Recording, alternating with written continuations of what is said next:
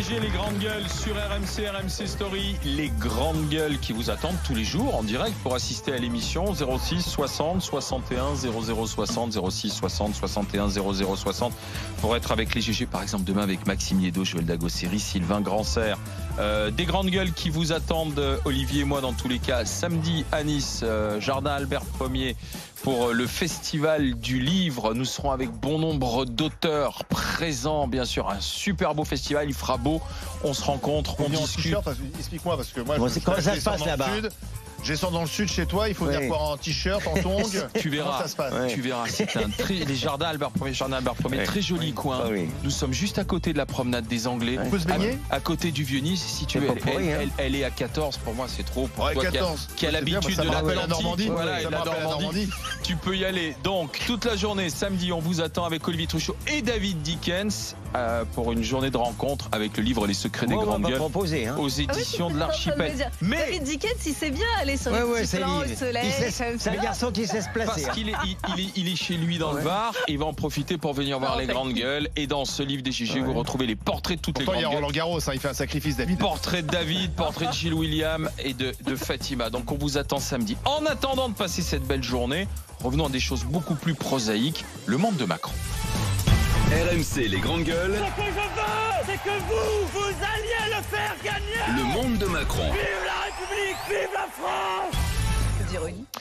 Dans le monde de Macron, on a ce qui s'est passé hier à Paris où un automobiliste a été tué par un chauffeur de bus touristique et à l'origine de ce drame, un banal accrochage de voitures à hauteur d'un pont sur le 7e arrondissement. Oui, 7e arrondissement. Quai Voltaire, pour ceux qui y connaissent. Alors c'est vrai que la circulation est très difficile à Paris en ce moment. Elle l'a toujours été, mais particulièrement en ce moment parce qu'il y a des chantiers partout.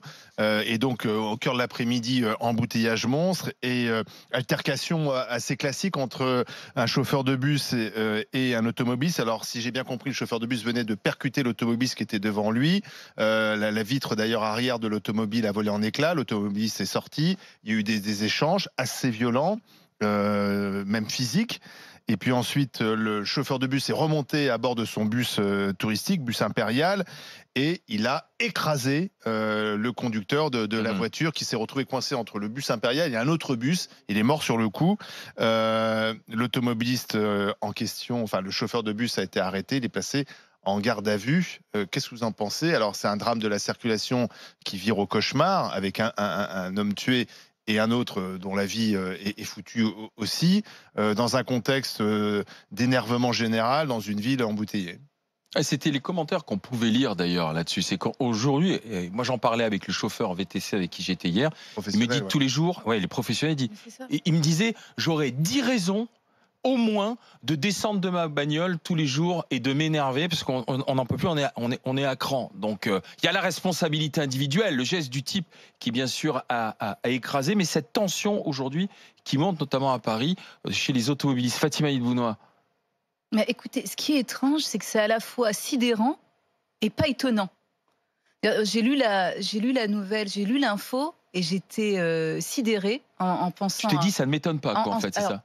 Ma première étape, j'étais sidérée parce qu'en me disant, on se dit, mais pour une altercation comme ça, être mort, j'imaginais la famille de cet homme à qui on allait annoncer ça, le père, il a 56 ans. Ou la femme de cet homme à qui on allait dire, votre mari est mort, et puis se dire, mais on ne meurt pas, on ne peut pas mourir, c'est complètement illogique et irrationnel de mourir pour un accident de voiture et d'être écrasé volontairement par quelqu'un. On attend l'enquête.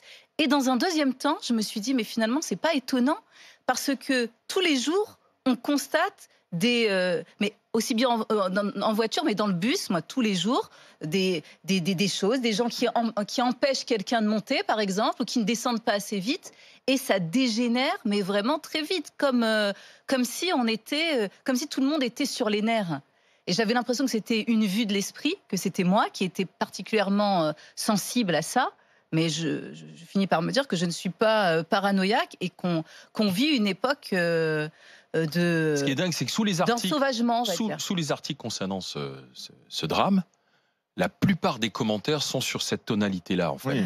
Ça ne m'étonne pas, on est sur les nerfs, on n'en peut plus, ça devait arriver. Ça correspond à ce qu'on constate. Ce qui est fou, c'est qu'en fait, tu désignes, non, le responsable ne devient presque plus celui qui a commis l'irréparable, mais celui qui crée la tension, qui pousse à commettre l'irréparable, quoi. Thibault Langsade. Oh, j'irai pas jusqu'à chercher la responsabilité du maire de Paris qui nous a mis 450 chantiers, qui fait que Paris est totalement 650. incirculable. 650. Paris est incirculable, la tension est extrême, la vidéo-verbalisation commence à monter. Moi, je suis en scooter, c'est impossible de pouvoir se garer en scooter maintenant, sinon il est retiré immédiatement, il n'y a pas d'emplacement pour scooter. Pourtant, le but du jeu, c'est de rendre la vie plus paisible dans une la capitale. mobilité douce. Et donc, il y a une tension, le contraire qui arrive, en fait. Il y a une tension qui est très forte. Ouais. Les chauffeurs Uber ne peuvent pas prendre les voies de bus et les voies réservées pour taxi, donc ils essayent de se faufiler. Ça crée une tension parce que les gens sont en retard, parce que Paris est incirculable. Je ne vais pas dire que ça va se multiplier, mais il est évident qu'aujourd'hui, on traverse une période qui est extrêmement difficile, plus les travaux de mise en norme sur le plomb, ce qui fait que, oui, c'est l'enfer de circuler à Paris, sauf de prendre une trottinette sur les quais quand il fait beau. Mais voilà à quoi on en est réduit. Donc, on verra ce que l'enquête dit, le comportement qui semble totalement incroyable du chauffeur de bus. Je ne sais pas ce qui lui est passé par la tête, mais non, c'est dramatique. Gilles William. Non, j'ai du mal à faire un rapport entre les difficultés même immenses de circulation et ce qui est arrivé, que d'ailleurs je ne peux pas commenter puisque je ne l'ai pas vu, je ne sais pas ce qui lui a pris dans la tête. On ne peut pas du tout être sûr qu'il a voulu évidemment le tuer, donc je ne peux pas commenter ça. Les deux choses que je peux commenter, moi, c'est le degré de violence tout à fait particulier qui existe en France, puisqu'on peut mourir pour un regard ou une cigarette refusée. Donc ça, la France est un pays de plus en plus violent, et à l'intérieur de ça, il me semble qu'il y a une spécificité française particulière, c'est en matière automobile. Je suis un type qui voyage quand même beaucoup. On peut s'insulter pour un klaxon, pour un coup de klaxon, hein, parce qu'on est klaxonné, pardon de le dire. Dans d'autres pays, on peut klaxonner sans se faire insulter. On peut même se faire insulter sans que ça soit considéré comme un casus belli général. Donc là, je crains que ce soit une des grandes spécificités françaises. Mais d'où vient cette tension ? Elle n'est pas tombée du ciel. Moi, je ne crois pas à une tension génétique. C'est-à-dire, le Français, génétiquement, serait très énervé au volant. On a refusé de la voir, parce que pendant longtemps, on a appelé ça pudiquement les incivilités. Moi, je pense qu'il y a... on mettait des choses beaucoup plus graves. Non, mais derrière, il y a des explications. L'euphémisme. D'accord, moi, je ne crois pas l'explication uniquement anthropologique ou génétique. C'est-à-dire que le Français n'est pas forcément plus stressé qu'un autre. Pourquoi on devient aussi stressé ? Enfin, si on s'accorde, j'ai pas d'explication, moi, ni philosophique ni génétique. Mais si on s'accorde déjà au constat, si on considère que c'est très mal, eh ben peut-être qu'on pourrait... C'est déjà le commencement d'un remède. Oui, les Français se conduisent généralement comme des sales cons au volant. Moi, je note quand même que les professionnels de la route, ils en prennent plein la gueule tout le temps. Je suis désolé. Pardon ? Les professionnels de la route, ceux dont le métier, c'est de conduire. Oui, mais c'est pas ton cas, mais il y en a des gens pour qui conduire un bus, c'est le métier, conduire une voiture, c'est le métier. Et ces gens-là, on les emmerde tout le temps. On les emmerde avec des taxes par ici. On les emmerde en les contrôlant, en les verbalisant. Maintenant, on utilise des drones pour mieux les contrôler.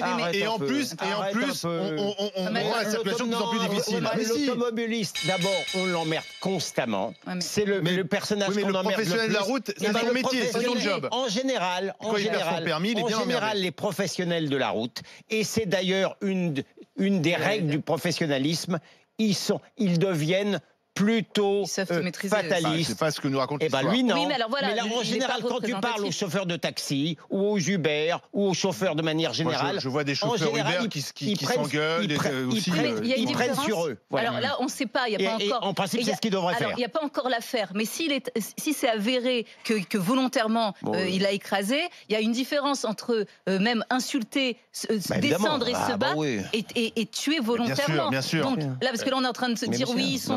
même s'il y a de la pression, rien ne justifie d'écraser entre les deux. On est d'accord. Bien sûr, il n'y a pas de. Et moi, écoute, je prends souvent des chauffeurs, des VTC, etc. Les VTC se font engueuler tout le temps par des scooteristes, par etc. Alors eux, ils passent leur journée dans la bagnole. Je me dis, et souvent je parle avec eux, je me dis, comment vous tenez? Moi, je ne tiendrai pas 20 minutes dans cet enfer. Et donc, bien sûr, rien ne justifie, mais il y a un stress permanent, il y a une pression permanente, et c'est des gens qui vivent de ça. Faut pas l'oublier. Dans le monde de Macron, on a un sondage d'après élection européenne, un sondage IFOP fiducial qui nous dit que si le scrutin de la présidentielle se déroulait dimanche prochain, eh bien nous serions toujours dans cette dynamique de duel. Marine Le Pen, Emmanuel Macron, et c'est l'actuel chef de l'État qui sortirait légèrement en tête devant la présidente du Front National. Oui, c'est même le sondage IFOP est intéressant parce que il est encore plus affirmatif que les européennes, puisque si on en croit donc l'IFOP, si on vote là, Macron à 30% au premier tour et Marine Le Pen à 28%, donc loin des autres parce que ils mettent Jadot à 12% et Wauquiez à 8%. Donc l'écart entre les deux premiers et les suivants est encore plus fort pour un premier tour d'élection présidentielle que pour les européennes. Alors, ils n'ont pas fait le deuxième tour. Ça aurait été intéressant. Peut-être qu'il est plus serré que la fois dernière. Ouais. Ils n'ont pas pensé, c'est vrai. Mais ce qui est intéressant, c'est qu'on nous explique, oui, c'est à cause de Macron et Le Pen qu'il y a cette bipolarisation. Non, cette bipolarisation, elle est voulue par les électeurs qui, aujourd'hui, placent les deux devant tous les autres. Non. Non. N'en déplaise à William Goldnadel. Non, mais... J'ai pas encore commencé. Regardez le climat ici. Et pourtant, je ne suis pas violent. Voyez bien. Écoutez, si le président de la République, et c'est, si j'ose dire, de bonne guerre, a souhaité complètement ce match-là en fonction du deuxième tour, premièrement. Deuxièmement, on a affaire à quelque chose d'un peu paradoxal, c'est que nous avons un président de la République qui est d'une impopularité exceptionnelle dans l'histoire de la Ve République et, à mon sens, justifiée et qui déclenche même des haines tout à fait injustifiées, mais qui a, je dois le dire, réussi assez bien l'exercice de triangulation qu'il souhaitait réussir, puisque, quel que soit le bon score de Marine Le Pen au premier tour, je ne vois pas, dans l'état actuel du rapport de force politique et du fait que si elle a réussi son exercice de dédiabolisation, elle ne l'a pas réussi entièrement, je ne vois pas comment, au moment où je parle, elle peut gagner au second tour. Donc, d'une certaine manière, l'honnêteté intellectuelle m'oblige à saluer l'artiste. Thibault ? Alors, je ne sais pas s'il faut saluer l'artiste. En tout cas, j'adore quand on refait l'histoire en regardant le rétroviseur. La réalité, c'est qu'il n'y a pas d'alternative. Est-ce que la France insoumise, est-ce que les Républicains ont porté un programme réellement disruptif depuis l'élection présidentielle?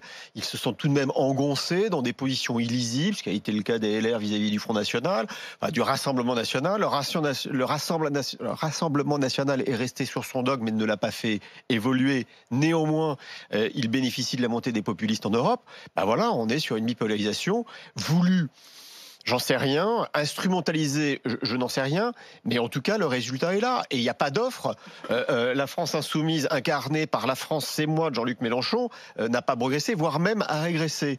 Ce qui est étonnant, c'est effectivement la montée des écologistes. Auront-ils la capacité de porter une offre alternative? Mais pour le moment, on a exactement la même configuration que Daniel Cohn-Bendit, qui globalement a bénéficié d'une image porteur sur un sujet qui était porteur. Est-ce qu'ils arriveront à transformer l'essai? Ça, il faudra le voir. Mais est-ce que de là à dire que ça a été voulu, planifié sur une stratégie et une tactique présidentielle de créer une bipolarisation, bon, ça, on peut regarder les rétroviseurs et donner l'histoire ainsi. La réalité, c'est que c'est la montée des populismes dans tous les pays. L'invocation du match entre les progressistes et les populistes, les preux. c'est délibéré. Et encore une fois, moi, on ne pousse pas les électeurs à voter ni pour Le Pen, ni pour Macron. On en reparlera tout à l'heure dans le grand oral des GG avec Sébastien Chenu. Il est porte-parole. Elle est sur la France insoumise, elle est sur la droite républicaine, elle est sur la droite. Il est porte-parole du Rassemblement national. On lui demandera justement si Emmanuel Macron et Marine Le Pen se sont choisis et sont sur la ligne pour arriver jusqu'en 2022. Dans un instant, une vidéo toujours de L214 dans les entrepôts où l'on ramasse les poulets au chariot à élévateur, on les entasse dans les caisses, on les broie. Et tout ça, ça se retrouve ensuite sur les étalages et nous les consommons dans nos assiettes, effectivement. Est-ce qu'on doit dire stop, terminé, et maintenant les poulets, tant qu'on n'a pas de garantie, on n'en mange plus, à tout de suite au 32-16. RMC, 9h midi, les grandes gueules.